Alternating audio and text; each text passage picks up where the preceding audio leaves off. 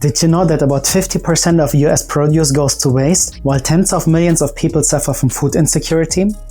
Well, then you will really enjoy today's conversation together with Gary Oppenheimer from ampleharvest.org. He will share with us how connecting local gardeners with food pantries is key. So while we have tens of millions of people who are hungry or food insecure, it's not because we don't have the food. We have plenty of food. We're just not using the food we have. And in the United States, everybody has always presumed that food comes from the farm. It's a farm-to-table thing, and they've overlooked the reality that there's 11 billion pounds of surplus harvest in America's gardens. And the heart of ampleharvest.org is enabling that 11 billion pounds of freshly harvested food to go to a hungry family in the same neighborhood. How the unique approach helps reduce food waste and improve food security. We don't give hungry people food. We simply get food to the food pantry. They get the food to the hungry people. The people who are food insecure have never heard of ampleharvest.org. Ultimately, the goal is to make sure that if you're a gardener, that you know that you can donate the food where and when. And that if you are a food pantry, that you know that there are people in your community who are eager to donate the food. And if you're a hungry family, that you know that you can get nourishing, fresh food locally grown in your own community and you can take care of your family. And how they were able to scale their impact while staying lean. This small organization working today in over 5,600 communities with 8,000 food pantries and now on Native American reservations is managed by 4 people. Because you don't need people in all the communities, you can orchestrate entirely virtually. Hello and welcome to the Impactful Ninja Show. I'm your host, Dennis Kamprad, and today we're joined by Gary Oppenheimer from ampleharvest.org. Gary, welcome. Thank you. I'm thrilled to be here with you. Thank you very much for the opportunity. It's my pleasure having you. I'm super excited to find out more about Ample Harvest, which is a good starting point. Give us a brief overview. What is ampleharvest.org and what are you doing there? Ampleharvest.org is a today 15-year-old nationwide nonprofit or NGO that's been at work across the United States to solve 2 problems simultaneously. One is the desperate need for fresh food at America's food pantries. And the other is the food waste problem that occurred in America's 62 million gardens when gardeners grew too many tomatoes or zucchini or what have you. The gardeners thought they couldn't donate the food, and they didn't even know where they could, and the food pantries thought they couldn't receive it. ampleharvest.org bridges the 2 groups together. Or what I like to tell people, we're an information-based nonprofit, just like Uber and Lyft are information companies solving a transportation problem. They are not actually transportation companies. We're not a feeding program. We're not a gardening program. We're using information to bridge these 2 segments in society together for a sustained solution to hunger and food waste. So it sounds like there's a lot of demand, obviously, for food for those who are hungry. There's a lot of surplus supply from food from the gardeners, and you're providing the technology in an Uberized way to connect those 2, to basically help on both sides. The answer is yes. And the interesting thing to think about is in the United States, 40% of our food and 50% of our produce goes to waste. Oh. It's thrown away. It's never consumed.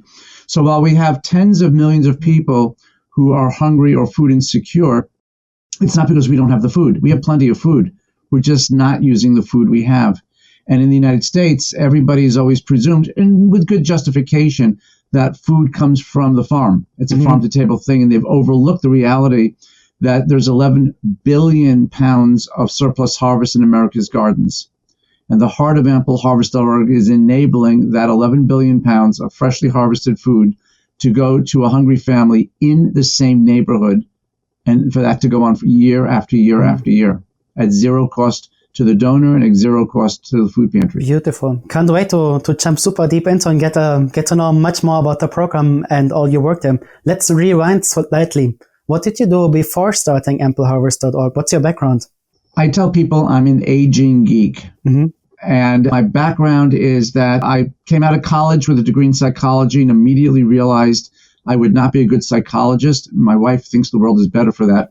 But I fell in love with what were then called mini computers. This was before we had personal computers. Mini computers were computers that were about the size of your refrigerator. We're talking in the mid-1970s. And I became a programmer. I worked for the banks on Wall Street. And then later on, I was an early person in what we then called microcomputers. These were the hobby computers in the late 70s and early 80s. So I became a programmer. I enjoyed programming.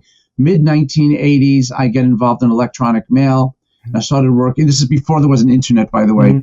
I started working with a company called MCI Mail, and I was working under a gentleman named Vint Cerf. If the name rings a bell, he's the father or grandfather of the internet.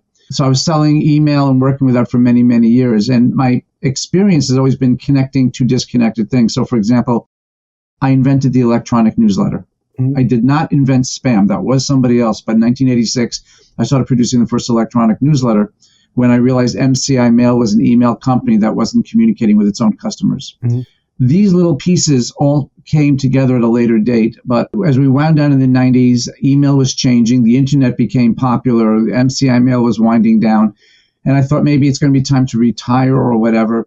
I started doing a number of little things. But eventually in 2006, 2007, my own garden was producing a lot of food. And my wife reached a point, she said, don't bring any more of that in the house. I was bringing in way too much food. I am a first-generation American. My family escaped the Nazis. But as a child in the 50s, I grew up with finish what's on your plate. Kids are starving in Europe. I was inculcated with the idea that you don't waste food. And built into my DNA is don't waste food, don't waste time, don't waste energy, don't waste money, etc. But really use what you got and use it judiciously. And I didn't want the food in my garden going to waste. So I visited a battered women's shelter in my town. I said, I have food. Would you like it? And the lady who took it was very, very graciously appreciative. And she said something that caught my ear. She said, oh, good, now we can have fresh food. And I thought, that's an odd thing to say. The following year, I came back to the same place with more food, same lady and same response. That year, I was asked to take over a community garden in my own town. I did. And in meeting with the people there who were already in the garden, they explained to me that they were frustrated because towards the end of the gardening season, there was a lot of food left over. People were bored. People were overwhelmed. They didn't like it going to waste. And I said, and I'd never used this phrase before, I said, if we're going to have an ample harvest, the least we can do is get it to hungry families. They loved the idea. That was the moment ampleharvest.org was born. I did some research. I discovered that Google really didn't have any food pantry listings. We put a program together for my town. I'm in rural northern New Jersey. We have several food pantries in the town. And then I realized that I couldn't find food pantries on Google. That means that everybody else who, and I'm one of the early people in computers and the internet, and I couldn't find it. So that must affect every other gardener too. So in March of 2009, 15 years ago this month actually, I woke up with an idea. I just had this epiphany. And I sat down in PowerPoint and I mapped out a vision of how to solve the problem I and my community garden had, but to do it nationwide. What would be involved? And I had a 4-hour session with PowerPoint. And when I was done, I realized I had mapped out exactly what ampleharvest.org is today. My evangelical friends think I was doing it. The Lord was speaking through me. That makes them happy. I'm fine. This was just me as a problem solver realizing that this was really an information problem. We gardeners in the United States, when you donate food to a food bank, they always say jars, cans, boxes, no fresh food. So we were always told, don't donate fresh food, which means you couldn't donate your garden produce. And the food pantries, which needed the food, were afraid of getting fresh food because they thought they needed costly refrigeration. We had misinformation, I can't donate the food, missing information to where to donate the food. And I realized this was a solvable problem. Create a program that educates the gardeners that they can donate the food and then enable them to donate the food by creating a search engine of food pantries that would like to get the food. And to solve the refrigerator problem, I realized that you had to incorporate what's called just-in-time inventory logic. Have the food arrive just before the hungry families are going to come in to get the food. So then I harvest the food, maybe in the morning. I take it to the food pantry in the morning. It's laid out at a table. A few hours later, the hungry people who live in my own community, by the way, they may be my neighbors, come and get the food, and it goes home with them. The food never needs to be refrigerated, and they're getting food fresher than you and I can buy in a supermarket. That's the heart of ampleharvest.org. Wow. So it's like so many different strings happen at the same time, but yet kind of continuously as well. So you had let's kind of start from the point when you had kind of the problem yourself. As a gardener, you had too much produce, and with your cultural background and your upbringing, also you knew it's not going to be wasted. At the same time, you had, back in 2009 roughly, you had the issue of not being able to find too much information about, like, can you bring the fresh harvest? You thought not, but the food pantries were happy. Where could be the best food pantries? How could they get the well, the hungry people just in time so that they don't have to store it. And at the same time, there's the second part that comes in quite nicely. Your background from already working in programming from the 70s up until the date, with being able to have a look at these problems with a programmer's mind. Yeah, the whole thing, I viewed it very differently than other people did. People think, and this is why I started the discussion earlier about the food waste in America. People think the solution to hunger is more food. But when you have enough food, the real issue is using the food you already have. And by the way, this is food fresher, as I said, than you and I can buy in a supermarket. So the two primary efforts that I had to put together, first of all, it would involve building a website. And I'm not a web designer. So I found two volunteers who actually helped to build the website. One is a woman in Missouri who I've never met. She herself had previously gone to a food pantry to get food. And we built the program. So in March of 2009, I have the idea. It took 9 weeks for all the pieces to come together. And May 18th of 2009, AmpleHarvest.org is ready to go live.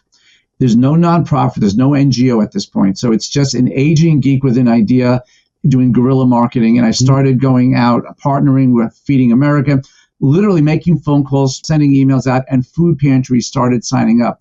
I had realized that they really, really wanted this. It took 150 days for 1,000 food pantries across America to sign up. Oh, wow. That was one person doing it. And this, by the way, was during the time we had an economic meltdown in the United States. The economy hit a bottom. And we also, by the way, had a fungus that was wiping out tomato and potato crops in the eastern half of the country. But anyway, started rolling it out. I actually went to Google. Now, remember I mentioned the gentleman Vint Cerf before, the father or grandfather of the internet. Vint works at Google. I said, can Google help me? I got this idea. He loved it. And the result has been that since 2009, Google has been supporting AmpleHarvest.org. We get almost $500,000 a year of free advertising from Google year over year. So Google is a big part of the hero story about ending hunger and food waste in America. The program rolled out. Gardeners started hearing about it. I'm a master gardener. So there was this balancing act. We get more food pantries, get more gardeners, get more food pantries, get more gardeners. And it just took off like crazy. In April of 2010, almost a year later, I was named CNN Hero. And in December of 2011, I'm at the White House with the president and Michelle Obama for the holiday party. I ultimately had 7 visits with the Obama White House because a big part of Michelle Obama's efforts were her program called Let's Move, which involved healthy eating. And we're working again now with the Biden White House on reducing hunger and food waste across the country. Today, and by the way, we incorporated as a nonprofit or NGO in April 2010, I believe it was. So we're now became an official nonprofit. I was able to get employees eventually. This small organization working today in over 5,600 communities with 8,000 food pantries and now on Native American reservations is managed by 4 people. Oh, wow. Because you don't need people in all the communities, you can orchestrate entirely virtually. And by the way, I built the program. I work out of a home office. And the people I hired work out of their home offices too. I had one woman working for me for 3 years before I learned that she was taller than me because I had never met her. So when the pandemic hit and everybody was trying to figure out, oh my God, how do I work from home? We'd already been doing it for years. We just kept on moving along. We were tooled for that. We had remote was built in, contactless donations were built in, all the things that were needed for a pandemic, we were already doing. Today, AmpleHarvest.org is working with more than 8,000 food pantries. It's about a quarter of all the food pantries in America. And we are right now, this minute, doing a survey of gardeners in America to learn more. But what we've learned right now is 3/4 of all the food pantries in our network are receiving food, which is absolutely amazing. Beautiful. Now, one of the things we did was we realized that 70% of food pantries are in a house of worship. That made the faith community a logical partner. So we built an adjunct program called Faith Fights Food Waste to enable Christian, Jewish, Muslim, Hindu, Buddhist, and Unitarian clergy to give sermons about food waste. Part of it is encouraging gardeners to donate the food. So even if we don't reach a gardener through whether it's Google or social media, 88 million people in America go to a house of worship once a week, and their pastor, their imam, their rabbi will be telling them about donating food. Now, another piece of what we've done is we had realized that a large swath of America, the center part of America, we weren't quite having the impact that we should have been having. We were making a lot of impact in the eastern half of the United States and the West Coast. And when doing some research, we discovered that much of where we weren't being very effective were Native American reservations, where the tribal communities in the United States are. So during the pandemic, we did research and partnered with Native Americans and built a special version of ampleharvest.org that met the needs and challenges of those communities, and that now is rolling out. Wow. There's a lot of things to unpack as well. So you already had a super strong start when you started. It sounded like one of the first challenges was getting the visibility, getting the website, and you already had the help from two volunteers who greatly helped you out with this. Yes. And instead of having to build like just a website, you basically had to build a database, being able for food pantries to sign up. You got like 1,000 food pantries super quickly in the beginning, but then also for people to connect over there. Yeah, everything was basically creating a platform for information, but then having the other people populate it. Yes. And then fast forward, it seems like the vast majority of the food pantries have signed up already. You mentioned it, you're generously getting a lot of Google Ad credits. When it comes to kind of the progression, especially when it's kind of three key players here that you kind of need to tailor your efforts to. One, it's the food pantries to receive. It's the gardeners to deliver just in time, because then there's also the people who are consuming the food, basically. Well, we don't touch them. Mm-hmm. And that's the interesting thing. One of the real challenges for us, interestingly, in terms of getting financial support from foundations is we don't give hungry people food. We simply get food to the food pantry. They get the food to the hungry people. The people who are food insecure have never heard of ampleharvest.org. The problem in the entire food system was that there was a disconnect between the gardener and the food pantry. Mm-hmm. The food pantry is the proxy for the hungry families.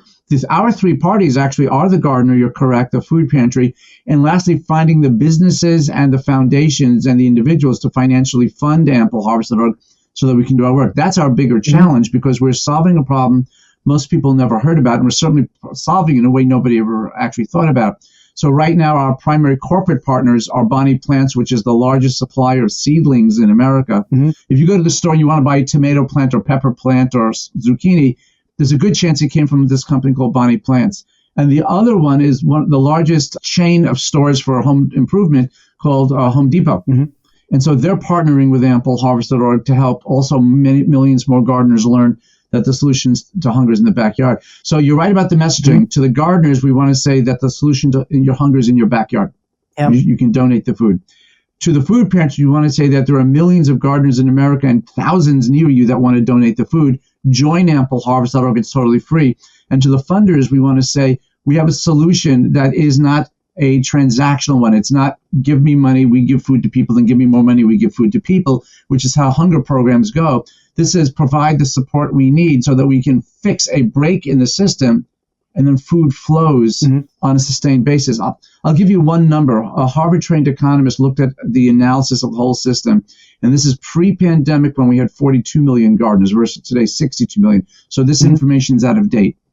But if, in the test, if all the gardeners in America knew about donating food, and if all the food pantries in America were connected to be able to receive it, America's healthcare costs would drop $58 billion per year by virtue of reductions in diabetes, obesity, etc. The food that is available for donation would feed 23 million people. It's 11 billion pounds of food. That number is going to greatly jump now with the new data that we're collecting in the post-pandemic world. So it's a massive opportunity for the country, and it's easily done. It's friction-free. By the way, it's also the one thing that both the Democrats and the Republicans both agree on. So in this very divided country, there is actually something that both sides of the country can collaborate on. Yeah. I can imagine also from when it comes to the messaging that might be quite challenging at times also getting the message out. When it comes to the food pantries, you mentioned like 3/4 of food pantries already signed up. Beautiful. No, 1/4 pantries have signed up. 1/4, misspoke here. 1/4 already signed up. So there is some kind of limit, and you're already reaching big steps there. Yeah, let me say this. The food pantries, we have partnered with Feeding America, and they're helping to let the food pantries learn about it. And it's just an ongoing process. A big piece of the problem we had, by the way, is during the pandemic, when a lot of the elderly senior citizens who volunteer at food pantries said, I'm not going to volunteer because I don't want to get sick. Many food pantries closed. So over 1,000 food pantries disappear from our network. We are rebuilding that. I think that we will easily eventually get to probably 50%, 75% of America's food pantries. An important thing is this. The focus that we have is, can a gardener donate food to a food pantry? So if I live in a community where there are 2 food pantries down the street, I don't need to have 2 food pantries in ampleharvest.org. Don't get me wrong. It'd be great if they both did. But one of them is fine. We don't need to have every single one up there. We just want to make it so that a gardener doesn't have to drive more than 10 miles or 20 minutes to get to a food pantry. If the gardener has to go 2 hours across Texas, they're not going to waste the time or the gas. So we don't have to have 100% penetration on the food pantry side for the system to fully build out. And on the gardening side, we have another thing at work, and this is something I couldn't say during the pandemic, but the program is viral. If I'm a gardener and I learned that I could donate food to St. Mary's food pantry, and then Dennis, who's my next door neighbor, tells me, I've got too many tomatoes, I am likely to tell Dennis about St. Mary's food pantry. In effect, he didn't hear about ampleharvest.org through Google or anything else. He learned about donating directly from me. I've become the vector for the information. And then as time goes on, when Dennis's next door neighbor has the same problem, so it does spread that way. That's a perfect thing about when there's a tight product market fit and people really enjoy it, and it's easy messaging as soon as they came in contact and heard about ampleharvest.org. And then they can also, with word of mouth, basically tell their neighbors and tell everyone else. I was going to say, the goal is to make this as routine and as easy as donating old clothing to a thrift shop, which is something everybody does. And everyone knows about. Moving that. Yeah, and by the way, we don't have to convince gardeners or beg them to donate. They hate wasting the food. They know how valuable the food is. We simply have to enable them to do it. So this is not pushing them to do it. It's opening the doors and allowing and then enabling them to do it. Yep. So if there was one KPI to track for you, it would be how much of the food waste you've reduced from all the gardeners, as opposed to like how many food pantries signed up. The most important thing is that there's no more food waste from gardeners in an ideal world, and it goes all to the closest food pantries, whichever those would be. Yeah, but I would make the argument that it is not the KPI isn't the food, it's the gardener. And I'm going to give you a thought experiment for a minute.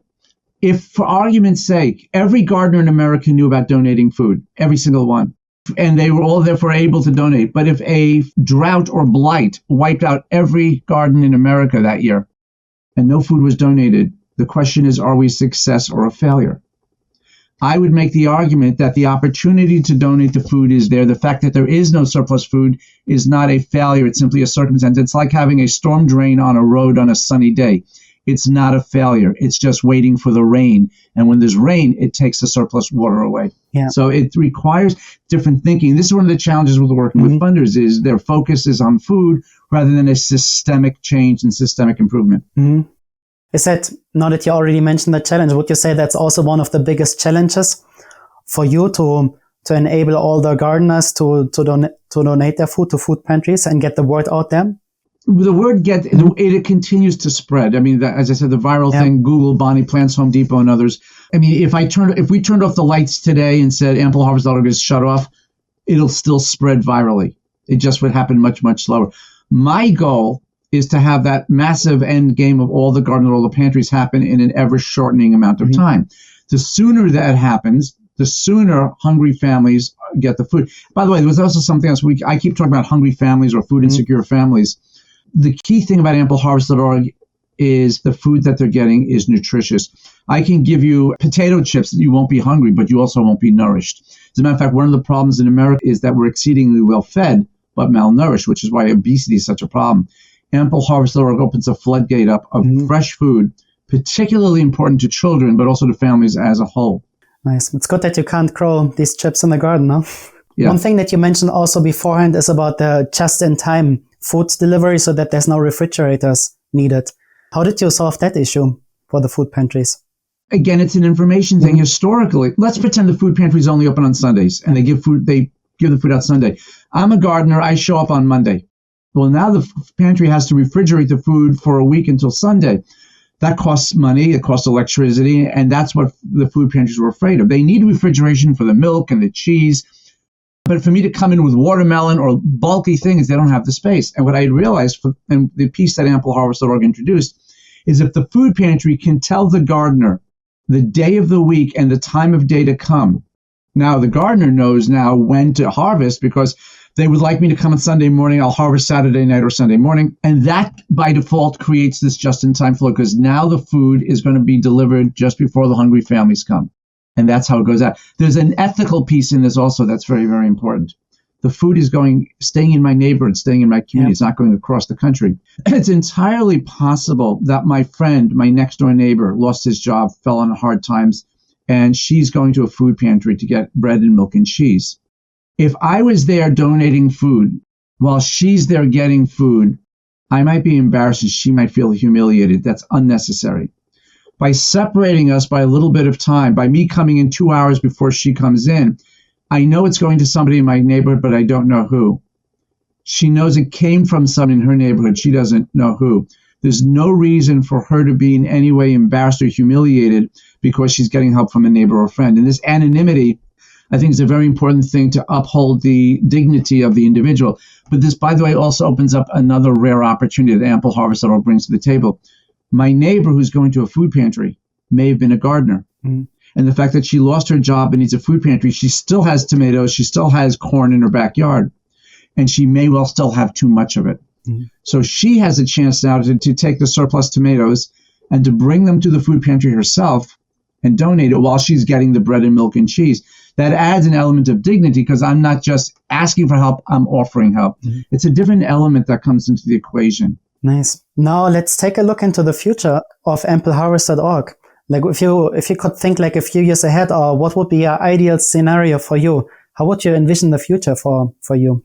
Ultimately is not a few years, it may be 5 years, it may be 25 years later, but ultimately AmpleHarvest.org should be able to put itself out of business. I really believe that a good nonprofit should find a problem, solve it, and go home. Food banks, which are always feeding people, will never solve a problem because there's always going to be, I need people, food, and feed people. I mean, feeding people goes back to biblical times or earlier. But with AmpleHarvest.org, when a preponderance of gardeners know they can donate food, mm-hmm. and a preponderance of food pantries are visible to them, we have largely solved the problem of gardeners not knowing and food pantries. We have largely fixed that. Now, you may make the argument, well, AmpleHarvest.org will be needed as a search engine to find a pantry. You may be right about that. But in large part, we will have gone a great distance to actually solve the problem. And if we were to turn off the lights, America would not become malnourished and hungry again. The food wouldn't be wasted. The food would be able to come in. The goal is to work towards that end. Will we make it? I don't know, but we're well on the way. This is, and it's not hyperbole, the only program of its kind in America and possibly the world. And we share this knowledge, by the way, with other countries. I have shared it with maybe a dozen countries. And I said, this is what we did in the United States. Here's how you can make your own version. And then that country can make their own version of it. But ultimately, the goal is to make sure that if you're a gardener, that you know that you can donate the food where and when. Mm-hmm. And that if you are a food pantry, that you know that there are people in your community who are eager to donate the food. And if you're a hungry family, that you know that you can get nourishing, fresh food, locally grown in your own community, and you can take care of your family. Mm-hmm. And hopefully you will have less diet-related disease. And by the way, also an improved environment. I should have mentioned this earlier. Food waste is, I think, the number 3 contributor to climate change. Mm-hmm. To the extent that food is not wasted, the climate's benefits. And also the food that was wasted was also wasted water that was used for irrigation, wasted electricity. There are a number of secondary and tertiary benefits that come out of simply not wasting the food. Beautiful. I love it how you're solving one big issue, but with so many little parts and every single player that you help solving this issue, every single player benefits from that. Yeah, this is a root cause solution. Yeah. I like solving root cause things because you really actually solve it. Instead of reacting to problems, you ultimately are preventing them from happening. And that's a passion of mine. Nice. Now, for everyone listening, what would be the best way for us to support you, to support AmpleHarvest.org, to support all the food pantries? What would be our best way forward here? Number one is, if you want to donate to AmpleHarvest.org, the money goes towards helping us more rapidly expand the program to more communities. You can do that directly online. If you work for a corporation or a business, we'd love to partner with you. We've done partnerships with the numerous businesses.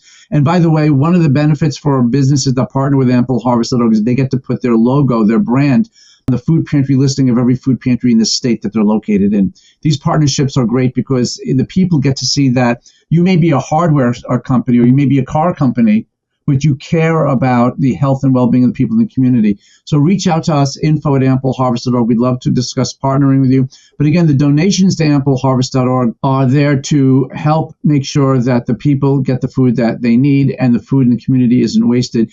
And one other thing about the donation is that when you make a donation, $1, $10, $100, it's not a one-time donation from the standpoint that the impact is only we buy food, feed people. It has a sustained and lasting impact. And we actually have a tool on our site so you can see that if you donate whatever amount of money, in 20 years, this is how much is donated, how much food is being received because of the donation that you made. If you want to get hands-on, you can join us in the effort. We're always looking to expand our board of directors, board of trustees.